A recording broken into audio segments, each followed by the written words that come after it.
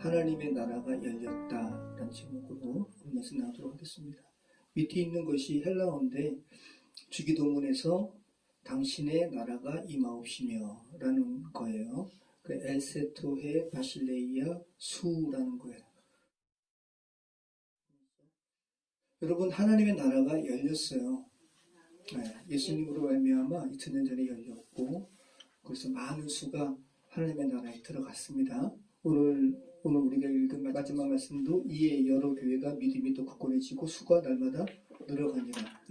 하나님의 나라에 들어간 자의 수가 이렇게 계속 있어왔고 2000년간 계속 있어왔고 오늘날 저 여러분도 들어갔고 또 여전히 들어가야 될 사람들이 있는 겁니다. 자, 지난주에 나눈 말씀은 안디옥 교회의 혼란을, 그죠? 안디옥 교회에 어떤 혼란이 있었어요. 예수 그리스도의 십자가로 인한 믿음으로 말미암아 구원받는 거잖아요. 그죠? 이것이 안디옥 교회 성도들의 그런 믿음이었고 또 그들의 기쁨이었어요. 그런데 난데없이 유대 예루살렘의 율법주의자들, 너희 그렇게 믿음으로 예수 그리스도를 믿음으로 구원받는 건 좋은데 근데 할례도 행해야 돼.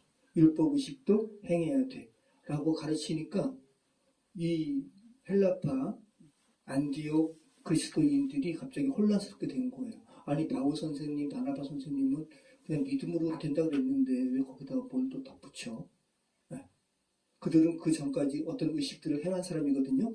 황제 숭배 의식, 제우스 신 앞에서 황소도 바치고 이런 의식을 행했던 사람인데 이제 그리스도를 믿음으로 말미암아 그런 의식 안 해도 된다 그랬는데 왜 갑자기 또 이 예루살렘 교회에서는 또 어떤 사람들이 와가지고 할례라는 것도 하라고 그러고 그러니까 혼란스러운 거예요. 여기에 대한 질문을 어떻게 하면 좋겠습니까? 라는 질문에 대한 답을 얻기 위해서 바울과 바나바를 예루살렘의 교회에 보낸 거죠. 우리 지난주 말씀이었습니다. 자, 거기에 대해서 예루살렘 교회가 그 혼란에 대한 해결 방안을 답했어요.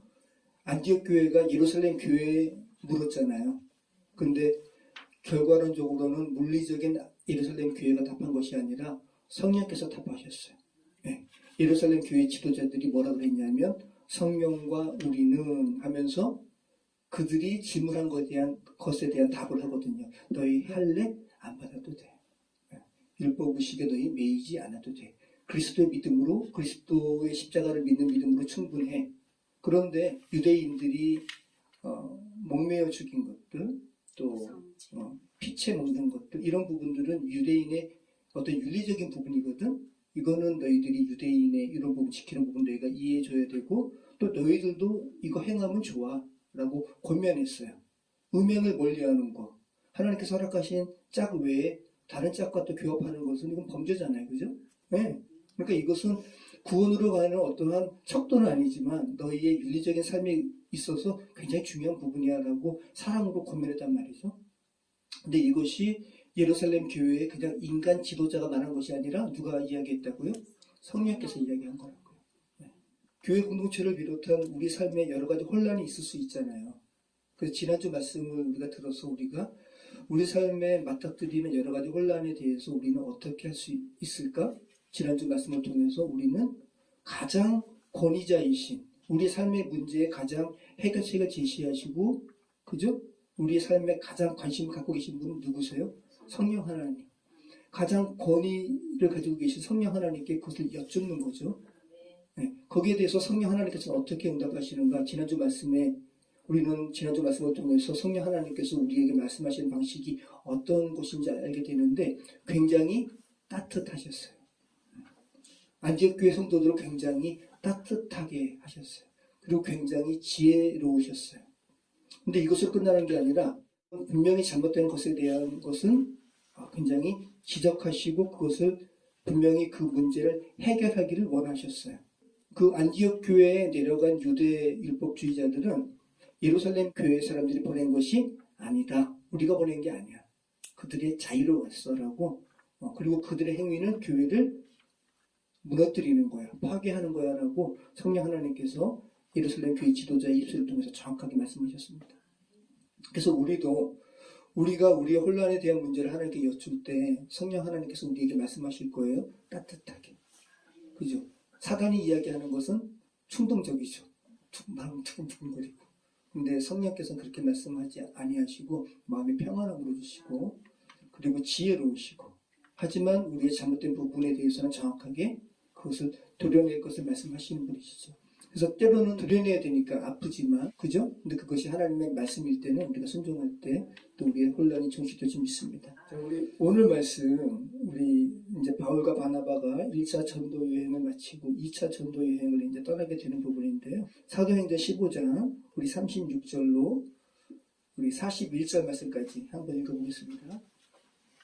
며칠 후에 바울이 바나바더러 말하되 우리가 주의 말씀을 전한 각 성으로 다시 가서 형제들이 어떠한가 방문하자 하고 바나바는 마가라 하는 요한도 데리고 가고자 하나 바울은 밤빌리아에서 자기들을 떠나 함께 일하러 가지 아니한 자를 데리고 가는 것이 옳지 않다 하여 서로 심히 다투어 피차 갈라서니 바나바는 마가를 데리고 배 타고 구부로로 가고 바울은 신라를 택한 후에 형제들에게 주의 은혜에 부탁함을 받고 떠나 수리아와 길리기아로 다니며 교회들을 견고하게 하니라. 아멘. 자, 예루살렘 교회에서 안디옥 교회에 따뜻한 답신이 오고요. 그 다음에 유대에서 참 성령 하나님께서는 따뜻하셨어요. 유대로부터 어떤 사람들이 내려와서 안디옥 교회를 혼란하게 하니까 성령님께서는 유대 예루살렘 교회에서 인정받는 선지자적인 은사가 있는 실라와 바사바라 하는 유다를 바나바와 바울과 함께 딸려보내는 거예요. 그래서 그 유다와 실라가 하나님께서 허락하신 은사로 말미암아 안디옥 교회의 상처를 치유했어요. 그리고 교회를 견고케 했어요. 그 다음에 예루살렘으로 다시 그 둘은 올라간 겁니다.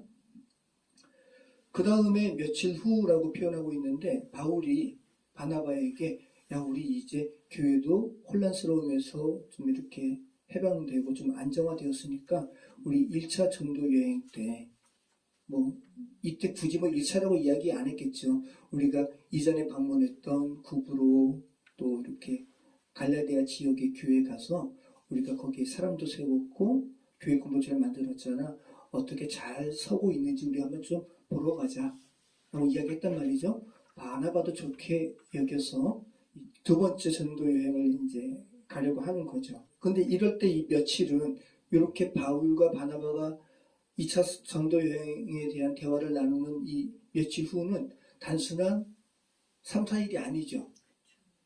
당시에 유대, 그죠? 당시에 안디옥, 수리아 안디옥에서 유대 예루살렘까지 왕복이잖아요. 그죠? 여기 신라가 다시 오거든요. 네, 다시 와서 바울의 2차 전도 여행 때 함께 해요. 그러니까 최소한 수개월은 걸린 거예요.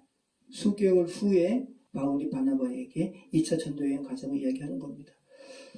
그리고 오늘 우리가 읽은 내용처럼 너무 잘 알죠. 바울과 바나바가 바나바의 조카 마가의 문제로 말미암아 심히 다투어서 2차 전도 여행에 함께하지 못하고 서로 갈라지게 된 이런 내용을 우리가 오늘 읽은 거예요. 마가는 바나바의 조카예요. 생질입니다. 바나바가 우리 2차로 떠나는 이 선교 여행에 마가도 동참케 하자 라고 하고 바울은 중도의 1차 전도 여행 때 마가가 버가에서 그냥 이렇게 떠나버리거든요.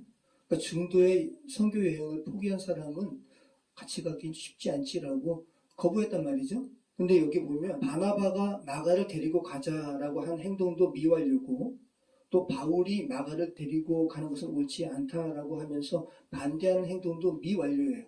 미완료라는 것은 완성된 행동이 아니죠. 그러니까 바나바도 재차 좀 마가 좀 데려가자 재차 이야기하는 것이고 바울도 재차 안 돼. 중도에 하나님의 이 귀한 사역을 중도에 포기한 자는 데려갈 수가 없지라고 재차 안 된다고 이야기한 거예요. 그림이 좀 그려지시죠? 네, 그걸 생각해 보시기 바래요. 그래서 서로 폭발하게 되었어요. 네. 바나바는 바나바대로 반복해서 집요하게 마가를 통참시키려 하고 바울은 바울대로 반복해서 단호하게 안 된다고 하니까 서로 이 상황이 폭발했다고 지금 이야기하거든요. 본문에서 심히 다투고라고 점잖게 번역했지만 힘이 다투고라고 번역한 이 헬라어 단어가 파록휘스모스라는 단어예요. 이 단순한 단어가 아니라 발작을 의미해요. 요즘에 자주 이야기하는 발작 버튼 눌렸다. 그죠? 격발. 네. 굉장한 감정과 행동의 폭발을 의미하는 단어가 파록휘스모스예요. 네. 그래서 영어 단어 발작, 격발을 의미하는 단어가 페럭시즘이라는 단어거든요. 이 페럭시즘이 헬라어 파록휘스모스라는 단어예요. 거의 발작하듯이 다퉜다라는 거예요. 그래서 영어 성경은 샤프하게 대립했다고, 서로 날카롭게 대립했다고 이렇게 번역하고 있어요. 여러분, 그런데 바울은 좀 그럴 것 같죠? 바울은 좀 이렇게 신경 예민하고, 그죠? 그런 사람으로 저희가 이렇게 인식을 하잖아요. 그래, 바울은 좀 그럴 것 같아요. 날카롭게. 그리고 막 폭발하듯이, 발작하듯이 그렇게 바울은 좀 연상이 되는데, 여러분, 바나바는요? 바나바의 이름은 위로의 사람이에요. 바나바는 정말로 좋은 사람이에요. 바울이 나쁘다는 사람이 아니라 바나바는 성품이 온화한 사람이에요. 그리고 바울을 계속해서 세워주고 소외되었던 바울을 예루살렘 교회에 이렇게 소개시켜주고, 또 안디옥 교회에서도 또 다소의 혼자 기거했던 10년 동안 홀로 있었던 바울을 이렇게 데려와가지고 안디옥 교회에서 같이 목회하게 한 사람이 바나바거든요. 그리고 1차 전도여행 때 바울과 1차 전도여행 중간쯤에 바나바와 바울이 아니라 바울과 바나바로 어떤 이렇게 리더십이 바뀌거든요. 거기에 대해서 바나바는 불평하는 말도 없어요. 그런 바나바가 정말 발작하듯이 싸웠을까? 그러지는 않았을 것 같아요. 바나바는 정말 유한 사람이었어요. 그래서 오늘 본문에 바나바와 바울이 이 페럭시스모스 이렇게 그냥 엄청나게 발작 버튼 눌리듯이 이 다투었다는 이 다툼은 인간적인 완전한 바닥을 보이는 다툼이 아닙니다. 네. 자, 그것을 우리가 어떻게 알 수 있냐 하면 37절과 38절을 잘 보시면 우리가 알게 돼요. 바나바는 마가라 하는 요한도 데리고 가고자 하나라고 하면서 조카 마가라는 사람에 집중하잖아요. 그죠? 근데 38절 말씀 보면 바울은 마가라고 이 사람 이름을 언급하지 않아요. 그의 행위를 언급하죠. 밤빌리아에서 자기들을 떠나 함께 일하러 가지 아니한 자라고 이야기하잖아요. 마가의 행위를 이야기해야지 마가의 사람 자체를 부정하지는 않는다고. 이해되죠? 네. 이 부분이 아주 큰 차이죠. 굉장히 중요한 부분인 거예요. 자, 잠깐만 우리 지도 한번 보실게요. 전도여행 때 상황을 한번 보시면 기억나시죠? 여기 안디옥에서 출발해서 배 타고 바울과 바나바, 마가가 요 키프로스 섬으로 갔죠. 살라미에 도착해서 횡단해서 페퍼스, 여기서 서기오 바울 만나고, 그 다음에 마술사, 그죠? 마술사가 막 서기오 바울이 복음에 반응하니까 회방하다가 눈이 멀었단 말이죠. 그 다음에 버가로 갔어요. 버가. 근데 실제로는 아탈리아라는 항구를 통해서 버가 간 거예요. 근데 버가까지 갔는데 여기서 마가가 갑자기 예루살렘으로 가버렸어요. 이것이 바울은 너무나 이해를 못했던 거예요. 그 부분을 잘 생각해 보시기 바라요. 그래서 바나바는 마가라는 사람에 집중했고 바울은 마가라는 사람이 아니라 마가의 행위, 하나님의 이 거룩한 선교사역의 중도에 포기한 마가인데, 내가 봤을 때 2차 전도여행을 앞둔 지금도 마가라는 사람이 2차 전도여행에 함께할 만큼 성숙하지 않았다고 바울은 여긴 거예요. 그래서 안 된다고 이야기한 거예요. 네. 그래서 오늘 심하게 다투었다라는 이 파록휘스모스가 신약 성경, 이거 헬라어니까 신약에만 나오는 거죠. 딱 2번 나와요. 오늘 본문과 나머지 하나가 어디서 나오냐 하면 히브리서 10장, 그럼 찾아볼게요. 히브리서 10장 22절로 25절.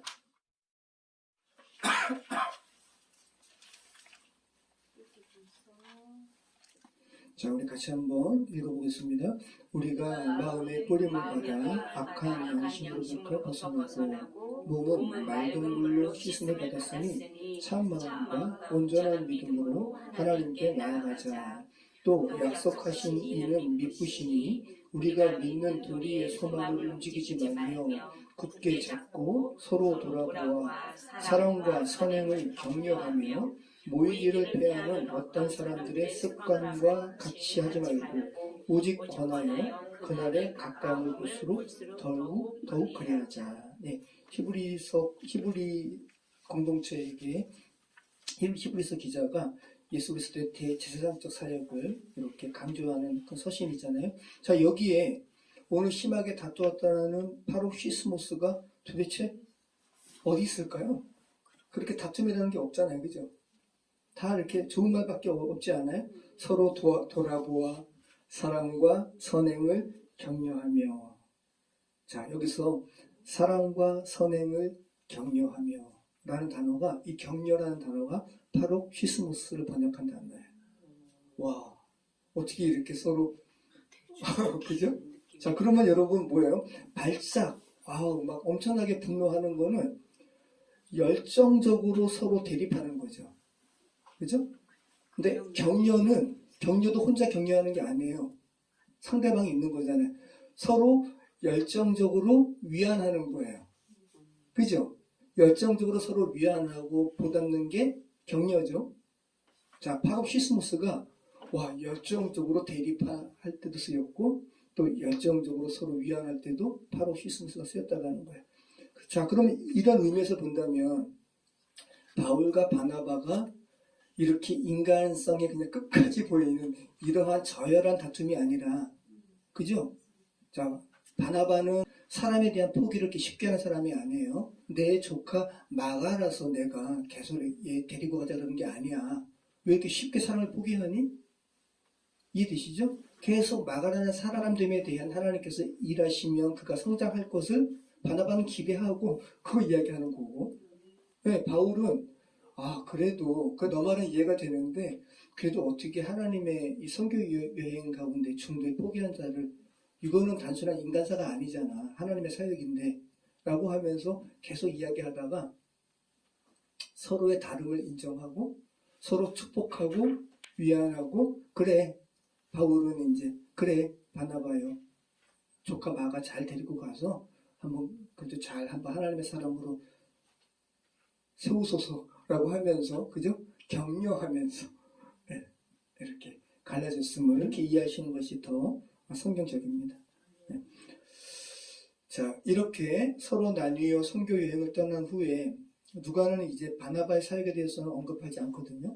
전설에 의하면 바나바는 이 고향이 구브로 섬에서 여기서 평생을 이렇게 전도하다가 순교했다라고 전해지기도 하고, 또 어떤 그런 전설에서는 이태리 밀라노의 감독이 되었다고 이렇게 이야기하는 그런 부분도 있습니다. 아무튼 이렇게 해서 바나바와 마가는 구브로로 갑니다. 구브로가 바나바의 고향이기도 하고요. 여러 면에서, 선교 전수 면에서 바나바가 가서 교회를 견고하게 하는 것이 더 이롭기 때문에 아마 자연스럽게 이것도 성령의 어떤 개입하심이 있었을 거예요. 그리고 바울은 신라를 대동하고요. 이제 수리아, 안디옥, 수리아, 길리기아 이렇게 해서 갈라디아 지방으로 가죠. 자, 그러면 사람이 보기에는 두 개의 선교팀으로 나뉘어진 것 같잖아요. 그리고 우리는 바나바보다는 주로 바울에 많이 집중하니까 바울이 그러면 1차 전도여행 때 갔던 모든 지역에서 구브로가 제외되는 좀 불완전한 선교를 하게 되는 거네 라고 단편적으로 생각할 수가 있는데, 이것은 사람의 관점이고요.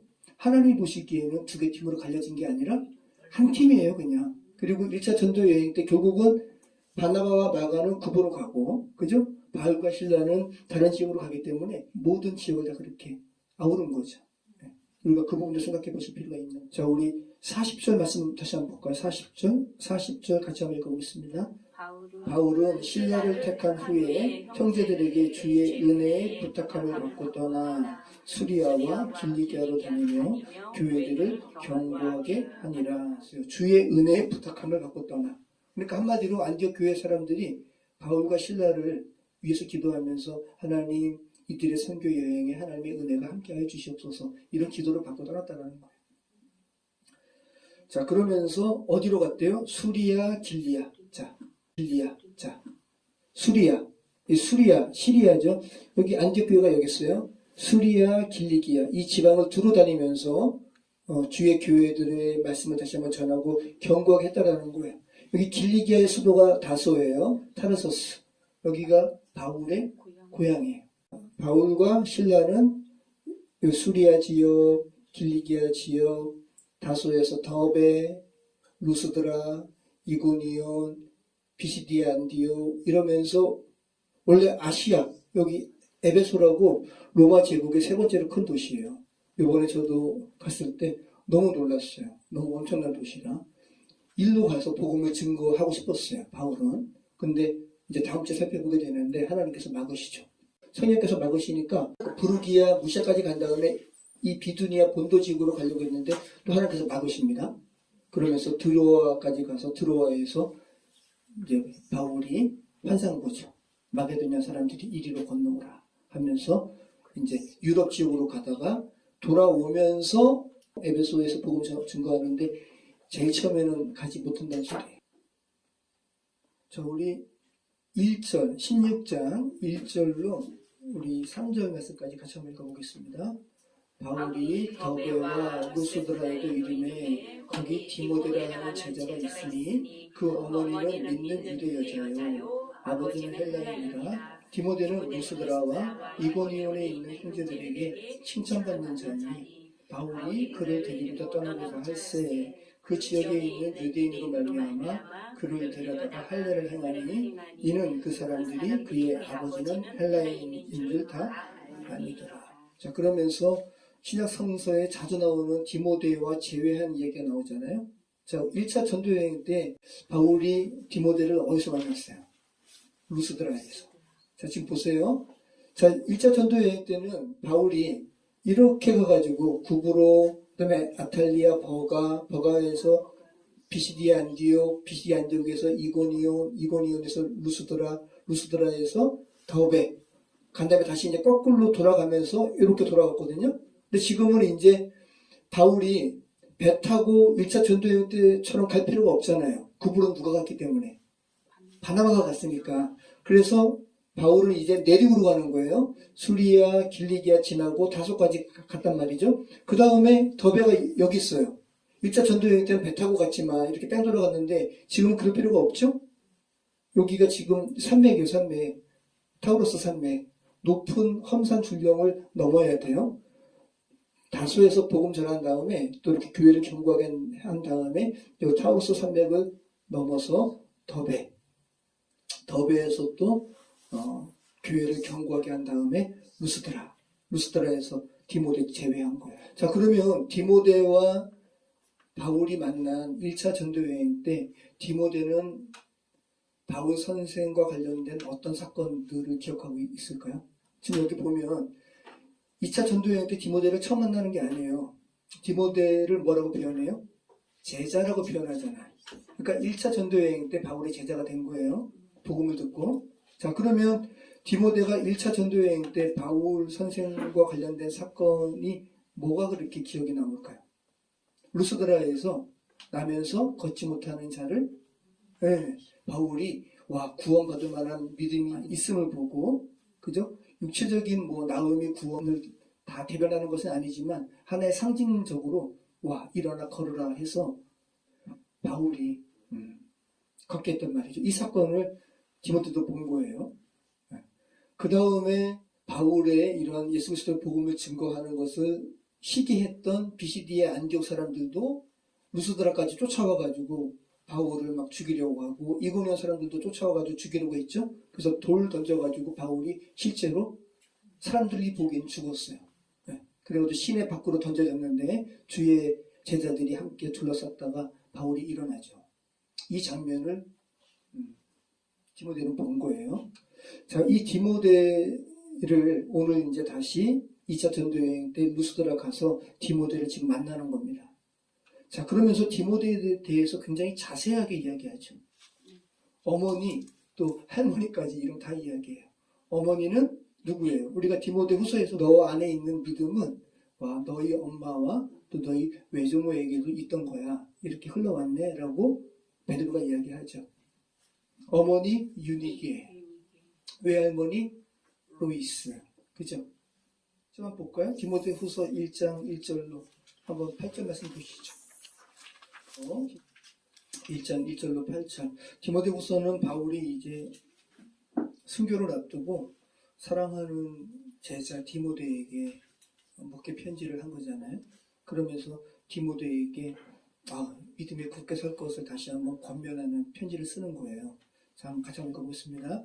하나님의 뜻으로 말미암아 그리스도 예수 안에 있는 생명의 약속대로 그리스도 예수의 사도된 바울은 사랑하는 아들 디모데에게 편지하노니 하나님 아버지와 그리스도 예수 우리 주께로부터 은혜와 긍휼과 평강이 내게 있을지어다.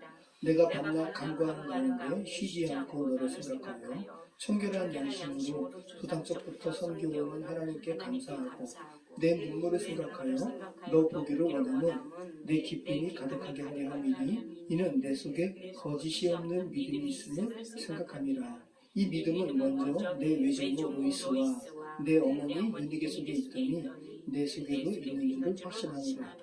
그러므로 내가 나의 안수함으로 내 속에 있는 하나님의 은사를 다시 부릴 듯 하게 하기 위하여 너로 생각하게 하노니 하나님이 우리에게 주신 것은 두려워하는 마음이 아니요 오직 능력과 사랑과 절제하는 마음이니 그러므로 너는 내가 우리 주를 증언하는가 또는 주를 위하여 갇힌 자 된 나를 부끄러워하지 말고 오직 하나님의 능력을 따라 복음과 함께 고난을 받으라. 네.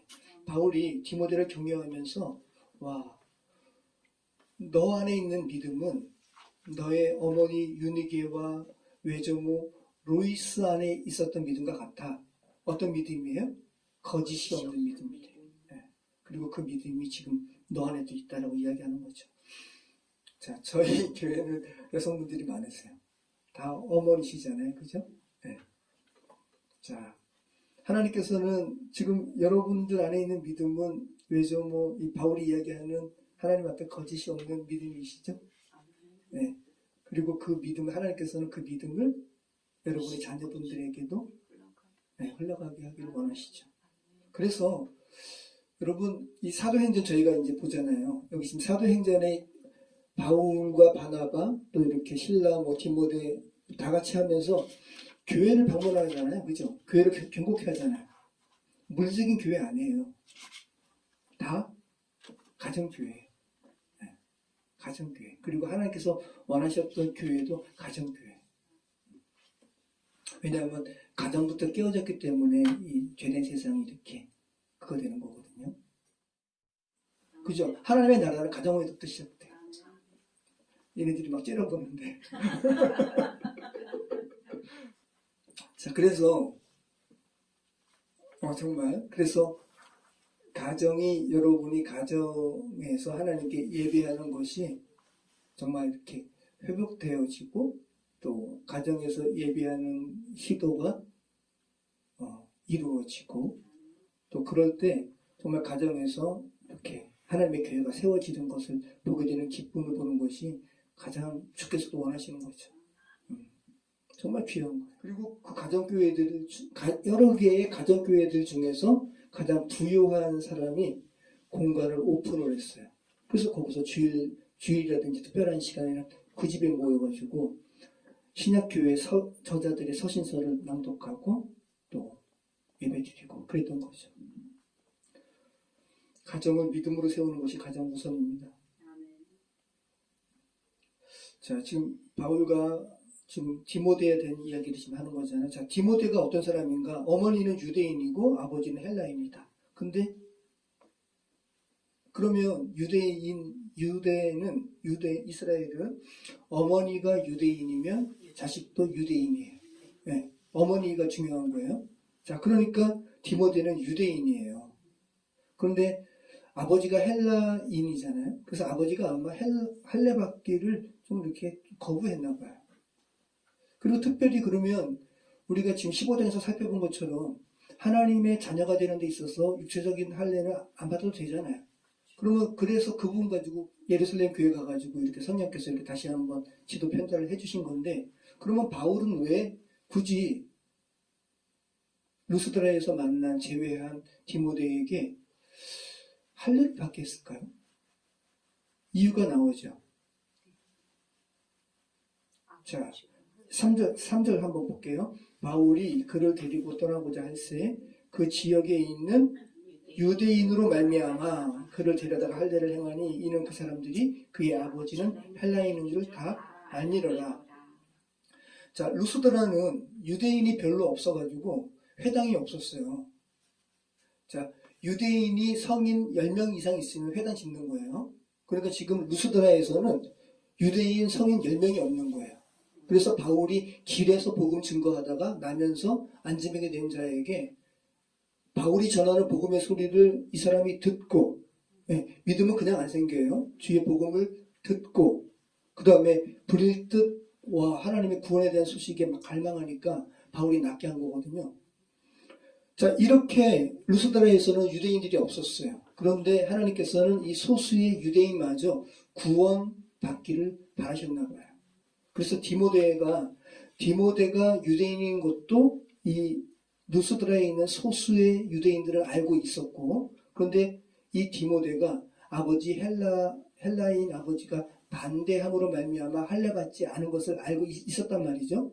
그래서 바울은 이 소수의 유대인마저 하나님의 자녀로 회복시키기를 원해서 디모데에게 굳이 할례 받지 않아도 되는 디모데에게 유대인에게도 너가 복음을 온전하게 증거하는 데 있어서는 할례 받는 것도 유익하지라고 하면서 할례 받게 하는 거예요. 자, 실로아노, 바울과 함께한 신라는 할례 안 받거든요. 바울이 굳이 받게 하지 않거든요. 하시기 바랍니다. 디모데는 굉장히 훌륭한 사람이었나 봐요. 훌륭한 청년이었나 봐요. 이전 말씀 보면 디모데는 루스드라와 이고니온에 있는 형제들에게 칭찬받는 자니, 여기 루스드라와 이고니온에 있는 주의 형제들에게 와 디모데는 정말 좋은 크리스찬이야라고 칭찬받았다라고 번역했는데 입증된 사람이라는 거예요. 하나님의 사람으로 입증된 사람이다. 자, 아무튼 그래서 이 디모데가 굉장히 바울이 이렇게 세운 교회에 옮겨 다니면서 목회자의 역할을 감당합니다. 디모데가. 자, 우리 4절 다시 한번 읽어보겠습니다.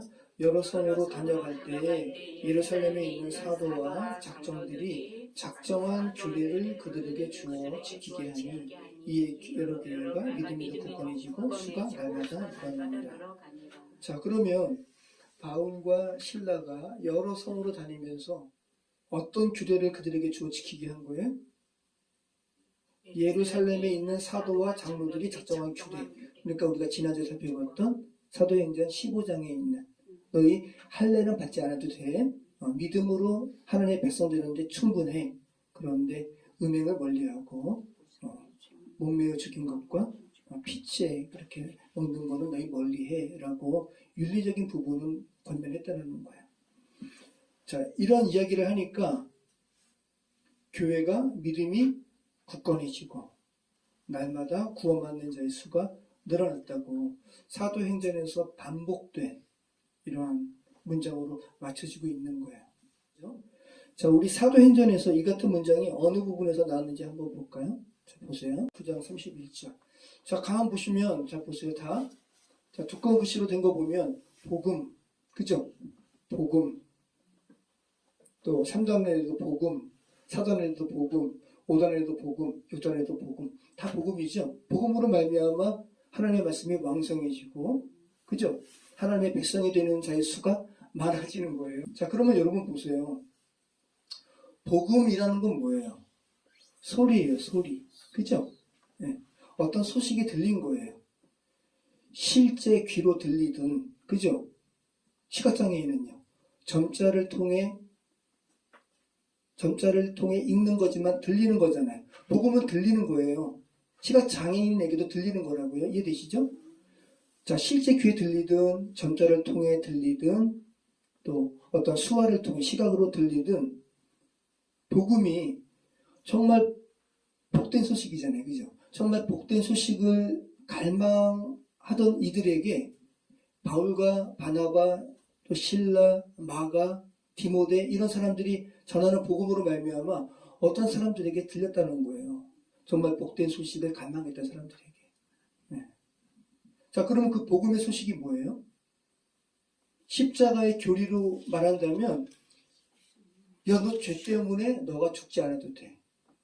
예수님의 십자가 구속의 사건으로 말미암아 십자가가 그 바울이 이야기하거든. 바울은 구약의 학자였어요. 그래서 바울이 구약의 학자였고 율법에 대한 어떠한 전문가였기 때문에 예수 그리스도를 믿는 그 그리스도인들을 용납하지 못해가지고 잡아 죽이려고 갔다가 다메섹 도상에서 예수님 만난 거거든요. 그러면서 하나님께서 바울의 그 율법적인 학식을 사용하시는 거예요. 그래서 로마서에서도 하나님께서 예수 그리스도를 십자가에 높이 세우사라고 이렇게 표현하거든요. 높이 세우셨다라는 것은 물리적으로도 높이 세우면 멀리 있는 사람들이 높이 세운 어떤 것을 보게 되죠. 이것은 단순히 물리적인 게 아니라 하나님께서 예수 그리스도를 높이 세우사라는 말은 뭐냐면 과거와 현재와 미래 모든 사람들이 복음 안에서 예수 그리스도의 십자가를 보게 된다는 거예요. 이게 예수 그리스도의 십자가 교리예요. 이게 복된 소식이고. 그래서 이 예수 그리스도의 십자가를 보면 예수님이 뭐라 그러세요? 그죠? 너희 인자도 광야에서 뱀이 달린 것처럼 높이 들려야 하나니. 그죠? 자, 복음에 반응하지 않는 사람, 복음이 굉장히 무지하고 굉장히 어리석게 들리는 사람들은 나 뱀에 물려 죽었는데 꿀불도 보기 싫은 뱀의 형상으로 만든 노수로 만든 뱀을 왜 쳐다보라 그래? 이스라엘 광야에서 죽어가는 사람들은 그저 모세에게 불평했단 말이죠. 나 그 노수로 만든 뱀 보여주지 말고 약 줘라고 한 사람들은 죽었어요. 굉장히 단순한 거거든요. 모세의 말을 통해서 듣고 순종하고 그냥 고개만 쳐다보면 사는 거예요. 노시 네오시아트거든요. 처벌을 의미해요. 그러니까 노수로 만든 뱀은 처벌받은 뱀이에요. 십자가에서 죄는 예수 그리스도로 소급돼가지고 처리된 거라고요. 이게 십자가의 교리라고요. 자, 그래서 이 복음이 복된 소식 두려워하거든요. 우리는 다 두려워하는 존재예요. 왜? 다 죄로 죽었기 때문에. 결국은 사망이거든요. 다 두려워해요. 그러니까 복음은 뭐냐 하면 나의 두려움의 감정이 원천적으로부터 그냥 이렇게 봉쇄된 거, 다 사라진 거. 이게 복된 소식이죠. 그래서 십자가의 교리로 이야기하면 죄로 인해서 죽지 않아도 된다. 자, 죄로 인해서 죽지 않아도 되기 때문에 죄로 인해서 죽지 않는다는 소리는 어떻게 되어졌다라는 거예요. 너 이제 의로워졌다라는 거예요. 그래서 의로울 의자가 한자로 어떻게 쓰는지 아시죠? 양양자의 밑에 스스로 왔자. 우리 스스로는 의롭지 않은데 어린 양이 대신 죽음으로 말미암아, 그죠? 이게 속죄의 피잖아요. 어린 양 예수 그리스도. 이게 의인이에요. 의인. 의롭다 칭함 받기에 들어갈 수 있는 나라가 어떤 나라예요? 하나님의 나라예요. 하나님의 나라는 아무나 못 들어가요. 의롭지 않으면 못 들어가요. 근데 이 세상 어느 누가 의로운 사람이 있어요?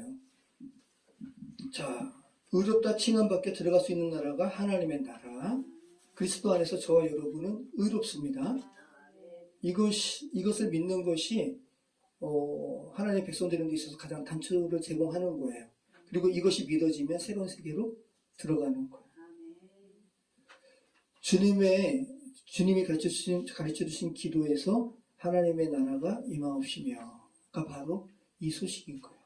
그래서 이미 임했고 저와 여러분에게는 이미 임했고 이 소식을 아무리 전해도 귀가 닫혀가지고 들려지지 않는 사람들에게는 아직 임하지 않은 것이고 이미와 아직. 자, 여기 지금 주보에도 있잖아요. 에세토회 바실레이아 수 요거거든요. 제가 전시할 때 저쪽에 전시관에서 전시했는데 그 전시관 관장님의 남동생도 목사님이에요. 그 남동생이 그 누나 관장님에게 써준 거예요. 헬라어. 네. 이거를 주신 의미가 있겠죠. 그래서 뭐 당신의 나라가 임하옵시며 저도 이제 뭐 주기도문 알고 있으니까 그랬다가 최근에 사도행전 말씀을 하면서 아버지의 나라가 임하옵시며 제가 오늘 제목은 하나님의 나라가 열렸다. 열렸어요. 이것이 엄청난 복된 소식인 거예요. 열렸어요. 들어가면 돼요. 이거 진짜 너무 소름 끼치게 놀라운 말씀이라고요. 하나님의 나라는 여러분 우리말 성경은 또 주기도문은 당신의 나라가 임하옵시며라고 나라라고 번역했잖아요. 근데 나라가 아니라 바실레이아예요. 왕국이에요. 왕국은 왕이 통치하는 거예요. 대통령이 통치하는 게 아니라. 네. 근데 이 바실레아의 왕국은 인간 왕이 아니라 하나님이세요. 그래서 어떠한 부조리도 없어요. 완전한 우리의 모든 애통과 모든 아픔들을 완전히 해결하시는 분. 그분이 왕으로서 통치하시는 나라가 바실레이아예요. 그래서 하나님의 나라는 하나님께서 통치하시는 나라이기 때문에 지혜의 하나님께서 공평하게 또 균등하게 통치하실 거야 라는 기본적인 바탕 위에서 안정감이 있는 나라예요. 보세요 여러분. 이 죄된 세상은 아무리 똑똑한 대통령이 지도자가 다스려도 죄된 세상이기 때문에 공평치 않잖아요. 그래서 우리는 다 불안해요. 그래서 뭔가 조금 더 욕심부려서가 아니라 불안하니까, 삶이 불안하니까 뭔가 자기 삶의 미래를 보장하기 위해서 더 이렇게 챙기려고 하죠. 소시민도. 근데 하나님의 나라는 그런 나라가 아니라고 하나님의 나라가 가까웠다. 너희 회개하라. 라는 말씀을 예수님 전에 누가 했어요? 세례 요한이 있죠. 자, 제가 이 고등학교 때 제가 한번 신약을 한번 읽어보려고 막 읽는데 이 부분을 읽는데 하나님의 나라가 임했다고 하면서 그래서 세례 요한에게 사람들이 막 다가오거든요. 근데 거기에 대해서 세례 요한이 말하는 게 너무 이렇게 제가 그때 느끼기에는 너무 작은 것을 이야기하는 거예요. 군인들한테는 너희 이렇게 사람들한테 너 군인들이 뭘 받잖아요. 급료 받잖아요. 너가 받는 봉급 외에 더 받으려 그러지 마. 옷 두 벌 있는 사람들한테는 너 한 벌 좀 나눠줘라. 거창하지 않아요. 그리고 세리한테는 부과된 세금 외에 더 거두려고 하지 말아라. 하나님의 나라를 선포하는 세례요한에게 와 어떻게 하면 구원받을 수 있겠습니까? 라고 사람들이 몰려오는데 누가가 이 세 부류의 사람의 이야기만 하거든요. 그러니까 이게 뭐예요? 이들이 그렇게 크게 권력자가 아니에요. 군인이에요. 쫄개. 그리고 크게 부자가 아니에요. 재벌이 아니에요. 옷 두 벌 있는 사람이 뭐가 부자예요? 그죠? 세리가 뭐 엄청난 뭐 재벌이에요? 아니에요. 소시민이고 그렇게 크게 거창하게 막 권력자 또 부유한 사람들이 아님에도 불구하고 와 천국에 들어가려면 그러니까 이들이 그렇게 한다라는 거죠. 군인들도 자기 급료보다 좀 더 받기를 바래요. 자, 두 벌 있는 사람들은 이 한 벌을 나누려고 하지 않고 한 벌에도 좀 더 가지려고. 그죠? 세리도 자기가 세리면 그래도 일반적인 소시민 중에서는 좀 봉급 좀 받을 텐데 좀 부풀려가지고 세금 더 받아서 차익을 자기가 가지려고. 이렇게 하는 것이 뭐라는 거예요? 그 근본에는 불안함. 이 죄된 세상에 살아가는 데 있어서 불안한 거예요. 온전하게 통치하는 세상이 아니기 때문에 내 삶 내가 좀 이렇게 꾸려야지. 내 앞길 내가 좀 헤쳐나가야지. 이런 불안감이 있다는 거죠. 이런 사람들에게 하나님의 나라가 임했다, 열렸다. 이게 복음이라는 거예요. 자, 이 생각 가지시고 한번 누가복음 3장 9절로 한번 14절 말씀 보세요. 이미 도끼가 나무 뿌리에 놓였으니 좋은 열매 맺지 아니하는 나무마다 찍혀 불에 던져지리라. 무리가 물어 이르되 그리하면 우리가 무엇을 하리이까? 대답하여 이르되 옷 두 벌 있는 자는 옷 없는 자에게 나눠줄 것이요 먹을 것이 있는 자도 그렇게 할 것이니이다 하고 세리들도 세례를 받고자 하여 와서 이르되 선생이여 우리는 무엇을 하리이까 하매 이르되 부과된 것 외에는 거두지 말라 하고 군인들도 물어 이르되 우리는 무엇을 하리이까 하매 이르되 사람에게서 강탈하지 말며 거짓으로 고발하지 말고 받는 급료를 족한 줄로 알라 하니라. 네. 하나님의 나라가 가까웠다. 너희는 회개하라. 라는 엄청난 복된 소식을 선포하면서 예를 들어서 한 이야기가 요거라는 거죠. 근데 이것이 단순한 게 아니라는 거예요. 근본적인 불안감에서 너희 벗어나라. 하나님의 나라는 너희 그렇게 죽지 못해서 안달한 그런 나라가 아니라는 거예요. 그렇게 몇 분이라도 더 이렇게 취해서 너희 안위를 너희 스스로 보장하려고 하는 나라가 아니라는 거예요. 지금 전의 세상은 다 그렇죠. 그죠? 그렇게 빼앗고 강탈하려고 하는 인간의 근본이 권력자들에게 막 표출되잖아요. 다시 한번 생각해 보시기 바라요. 하나님께서 하나님의 나라가 이미 열렸다라고 말씀하시는 이 하나님의 나라는 어떻게 되지는 않을까라고 하는 불안감이 근본적으로 해소된 나라예요. 가장 선하신 왕이 통치하시는 나라예요. 거짓으로 손바닥에 왕자 쓴 채 혹세 무민하는 엉뚱한 자가 다스리지 않는 나라. 우리를 지으신 창조주 하나님께서 왕으로 다스리시기에 다시는 애통과 눈물이 없는 나라. 여러분 한 분 한 분이 지금 2000년 전에 팔레스타인 지방 또 바울과 바나바 이 사람들이 이렇게 증거하는 이쪽 소아시아 지역에 거하는 사람이라고 생각을 해보세요. 그들과 여러분은 다르지 않아요. 학대받는 노예들이 더 이상 학대받지 않아도 되는 자유의 나라. 그죠? 이 안에서도 여인들이 있었거든요. 정말 세속적인 남편과의 갈등 때문에 힘들어하는데 정말 하나님의 나라는 그런 내면적인 어려움을 극복하는 나라라는 이 소식이 정말 복음으로 들리는 거죠. 그래서 초대교회에는 여섯신자들이 많았어요. 황제 가문에도 있었어요. 그런 나라인 거죠. 아픈 사건들이 요 근래 몇 번 있었죠. 작년에 여러분 기억나시나요? 어떤 가장이 무슨 코인을 잘못했는지 아무튼 이렇게 많이 가정이 어려워졌어요. 그러면서 어떤 모텔인가 펜션에 한 며칠을 묵었어요. 근데 한 번도 안 나왔다 그래요. 시켜먹기만 하고.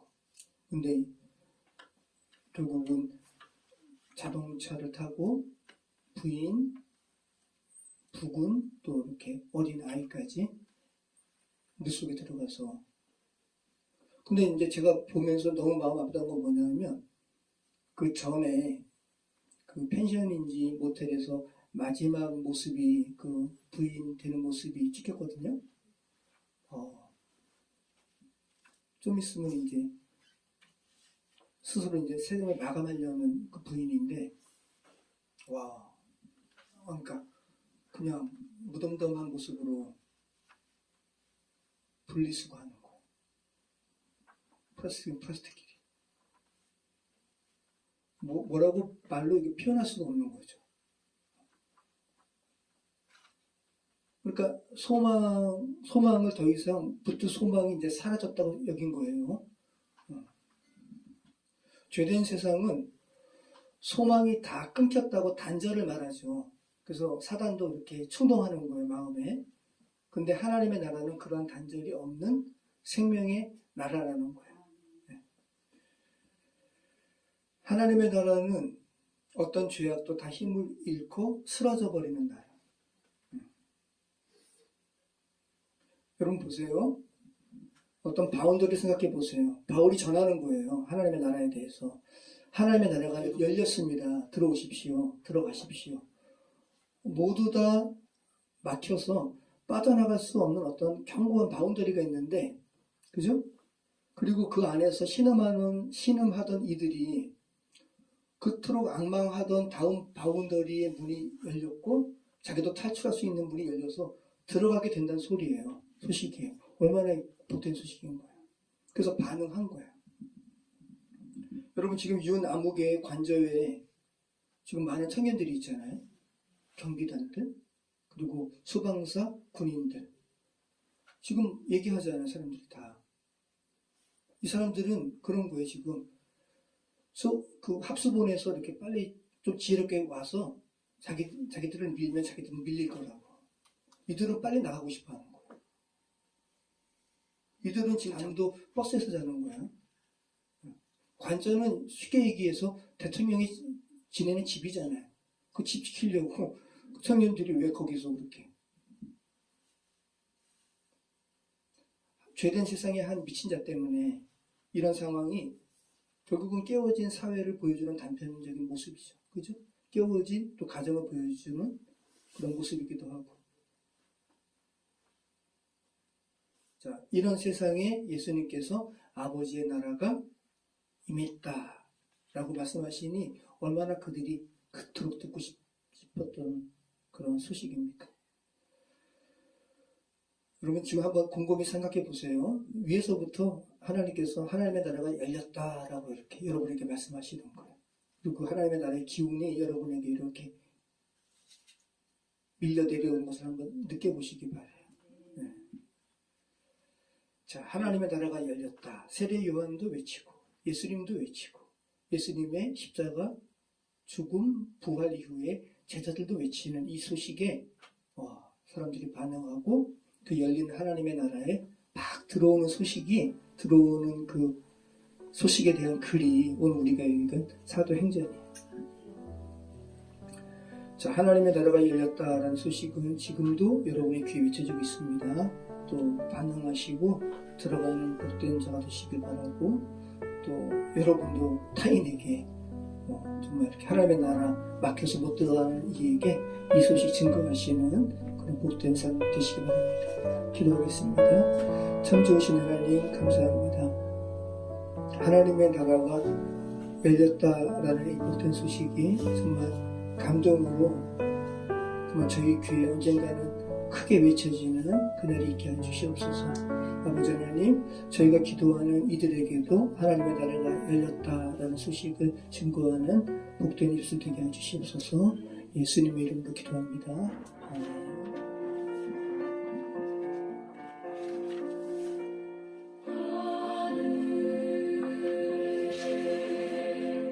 계신 아버지 이름 거룩하사 주님 나라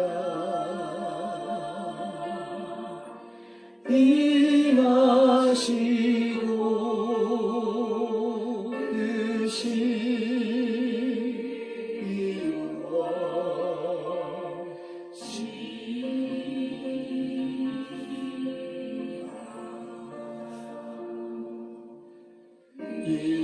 일용할 양식 주시고 우리들의 큰 죄 다 용서하옵시고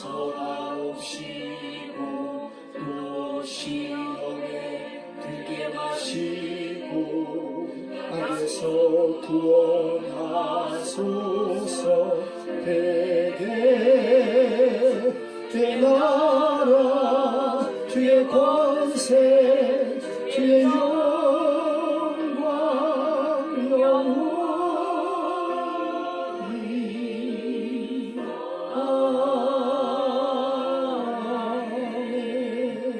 아멘. 우리 같이 기도하실 때 하나님 주님의 나라가 이 세상 가운데 임하여 주시옵소서.